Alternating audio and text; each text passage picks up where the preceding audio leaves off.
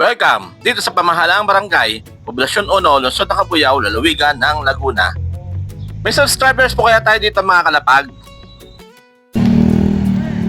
Ito mga kalapag, andito si Kokey. Kaya pito na pito.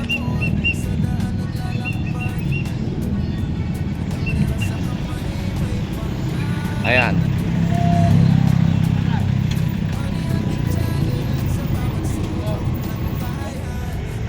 Okay.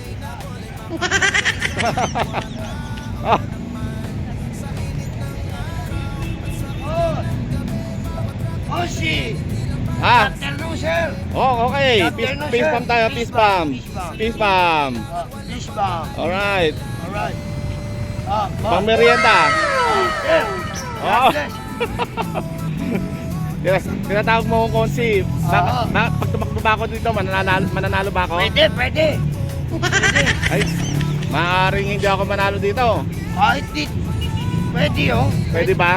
Pwede, may pag-asa. Eh, hindi naman ako taga dito eh. Kahit. Yun lang, no? Yun lang. Sir, salamat Okay. po. Pang merienda. Oh, peace merienda. bomb. Okay. Shout out and God bless kay Raketerong Palaboy. Yes, thank you. Piliin mo lagi mabuting tao, ha? Okay, sir. Alright. Opo. Maging mabuting tao, sir. Okay. God bless, God bless. Ayun, si Kokey. Masaya na yon si Kokey ng Cabuyao na nabigyan natin ng ganong halaga. Nabigyan natin ng pangmerienda. Nakakatulong din naman si Kokey ng Cabuyao doon sa sa pagbabarker niya. Minsan kasi kapag traffic doon sa bayan, siya yung siya yung nag-aayos ng traffic doon. Kaya nakakatulong siya. Nakakatuwa naman. Hunting man o humanitarian, pagmamahal sa kapwa ang dahilan. Sa pagkakaalam ko, itong part na to, Barangay 1 o Poblasyon 1. Ito, Poblasyon 2. Ito ang misyon ko, mag-rocket para may maibigay sa tao. Sa bawat vlog may kwentong may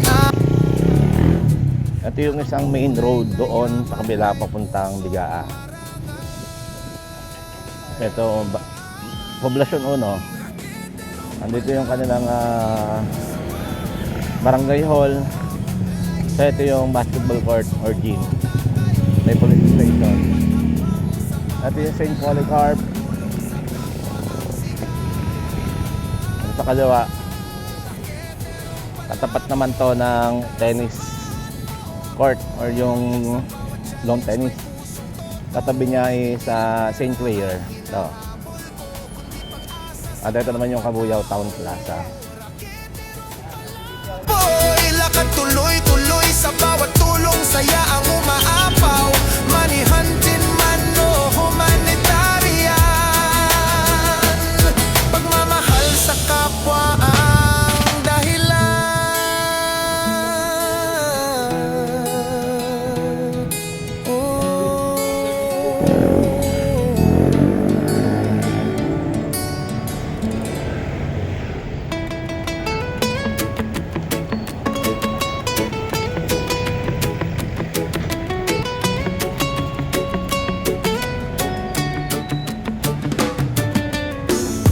Ako si Raketerong Palaboy, sa daan Ito, part pa rin ito ng Barangay 1 or Poblasyon 1. Ang ganda na ito, oh.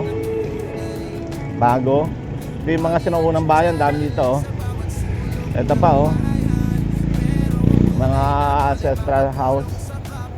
Tapos madadaanan din natin dito yung City Global College. So ito yun sa kaliwa. Hindi ko kabisado to mga street dito sa Poblasyon 1. So, nagtatanong-tanong lang tayo dito sa mga residente, lalo na sa mga veterans dito ng mga nakatambay, mga yung medyo may edad na mga tatay. Sila nakakaalam ng mga kung ano yung boundaries ng Barangay 1, Barangay 2 or Barangay 3 yung sa poblasyon. So, ang dami talaga dito mga bahay na sinauna. Mga panahon pa ng Kastila, yung iba ni-renovate. Ito may bagong hotel, oh. Aha Hotel. O baka ako lang hindi nakakaalam nito, bagong dito. Ako na lang hindi nakakaalam. At pala yung Osmeña Street. Ito, Limcauco Street pala itong dinaanan natin. Hindi ko kabisado eh. Limcauco Street. Ayan. Pero, ganda ng bahay, oh.